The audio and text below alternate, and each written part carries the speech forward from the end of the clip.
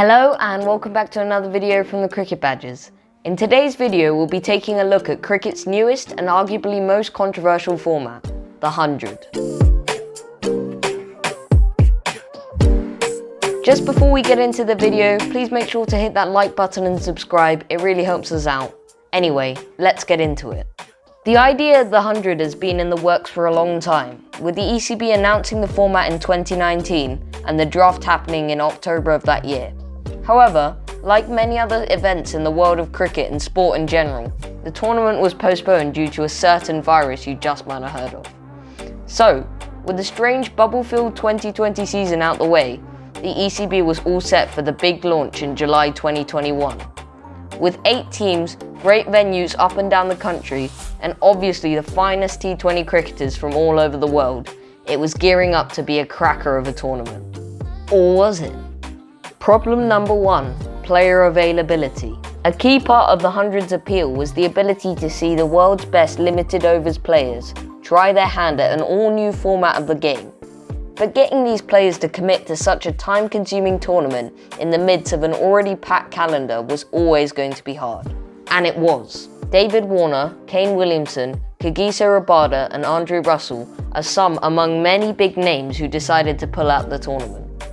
Pile on top of this the fact that the Indian men were off the table in terms of playing, and the cracks in the tournament's calibre were widening. However, this was not the case for the women. Success number 1, the women. With a schedule that is less crowded and overwhelming for players, more international stars from all over the globe signed up for the women's tournament. As well as this, the BCCI continued their stance of allowing the Indian women to go and play in overseas tournaments. This allowed big names such as Harmanpreet Kaur, as well as young talents such as Jemimah Rodriguez and Shafali Verma, to add to the strength of the squads in the tournament, and also experience this new format firsthand. Additionally, the fact that the women's tournament is running alongside the men's, and that tickets are being sold as one price for both a men's and a women's game, is definitely a sign that more emphasis is being put on the women's tournament, and that there is an attempt to bring the women's game to a wider audience. This increased focus on the women's game and promotion of it has overall been one of the major successes of the tournament so far. Problem number 2, knock-on effects. The 100 being in the peak of summer and the prime time of the season is great for reaching a wider and a new audience. However, the impact this emphasis could have on other areas is yet to be seen. With much of the focus and investment of the ECB being on a format that is not played at any ICC tournaments, there could be a detrimental effect to England's success in other formats of the game. The most notable example is Test cricket. The County Championship has almost been neglected in favour of the Vitality Blast and the 100 this summer.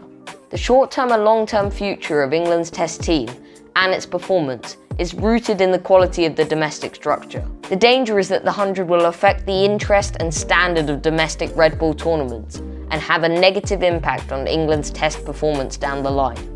Success number 2, inspiration. One of the major aims of the 100 was to bring the game of cricket to the next generation and interest a wider and new audience in the game. With most games so far being packed sellouts, the advertising and promotional campaign around the tournament seems to have paid off. And despite the format's ignorance of many long-standing customs of the sport, it has brought in new viewers and fans, and any extra growth of the game, especially amongst young viewers, can only be a positive. Therefore, I would say the tournament's scope to inspire and encourage new cricketers is one of its successes. Overall, I think that the 100 is a tournament that is slightly rough, maybe very rough around the edges, but there are some positives which can be explored further. The format needs refining, and it needs to work without impacting performance in long format cricket. Definitely many areas to improve, but an interesting base to start from, and the tournament can grow into something better and bigger. Oh, but one important thing, please get rid of that annoying DJ music. It's awful.